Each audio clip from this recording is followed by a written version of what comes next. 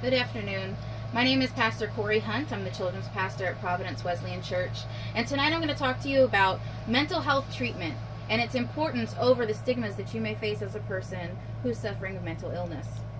Now, stigmas against mental illness is any kind of bad treatment that you receive or negative speech that you receive that speaks down to you as a person with mental illness and causes almost like a type of shame about the mental illness that you're suffering and about seeking treatment.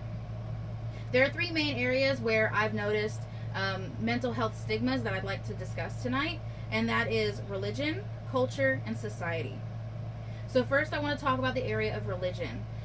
In many churches and many religions, I've noticed a stigma surrounding mental health treatment and mental illness. The part of the stigma is that you're not trusting God enough, is that you just need to pray more. And also part of it is some people assume that any type of mental illness is an attack from the devil or is a demonic possession. And while yes, that is possible, that is not always the case. The majority of the time, it is a chemical imbalance in a person's brain, and they need medication or treatment for that. And when I talk about mental illness, I'm discussing serious mental disorders such as serious depression, bipolar disorder, schizophrenia, and other disorders like that. The stigma that is in the church is very real, and we cannot deny that. It's not everybody that goes to church, trust me, but it is very real, and that's shown in a study conducted by Lifeway where they talked to different pastors from several different churches and asked them how often do they speak to their parishioners about mental illness in their church. How many times in a year? Now, 3% said several times a month, 4% said once a month, 26% said several times a year, and a staggering 66% said once a year. 22% of those pastors agree that they are reluctant to get involved with people who are suffering a mental illness because of the strain that it will put on time and resources. This is very disturbing to me because my pastor played a huge role in helping me overcome those stigmas to seek treatment. 23% of pastors admitted that they themselves have struggled with mental illness, and I can admit that I am one of those, as I am diagnosed with bipolar disorder. It's been well documented that racial and ethnic minorities are less likely than Caucasians to seek treatment.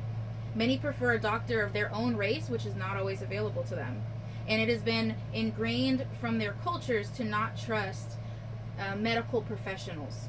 A study conducted from the Department of Health and Human Services in 1999 showed that there were barriers for minorities such as cost, fragmentation of services, and social stigma that prevented them from getting treatment for their mental health issues.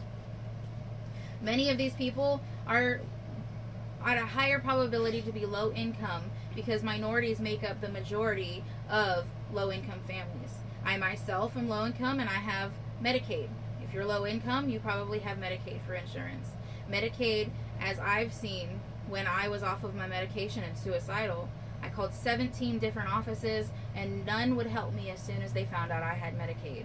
The only office around me that accepts that public insurance is the community mental health department, where you can wait 3 months to see someone who can adjust your medication or prescribe medication.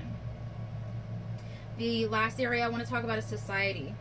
There are prejudicial attitudes and discriminatory behavior against mental health, and we see this in media. We see this in a common belief from society.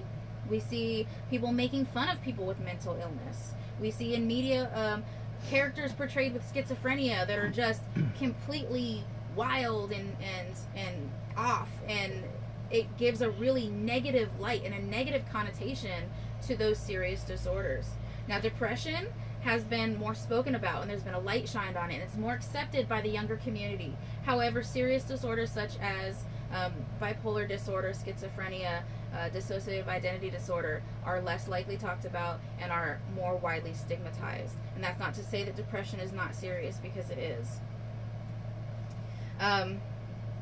In a study conducted, 46% of adolescents, this was conducted by the Surgeon General, 46% of adolescents said that they have suffered stigma and negative treatment by their family for their mental illness. And 35% that they said they suffered it from teachers and school officials. In conclusion, I want to really talk about how detrimental the effect of stigma is on our community for receiving treatment and for effective recovery. So as a community, I just really want us to recognize the importance of mental health treatment and the importance of ending stigmas around it. Thank you.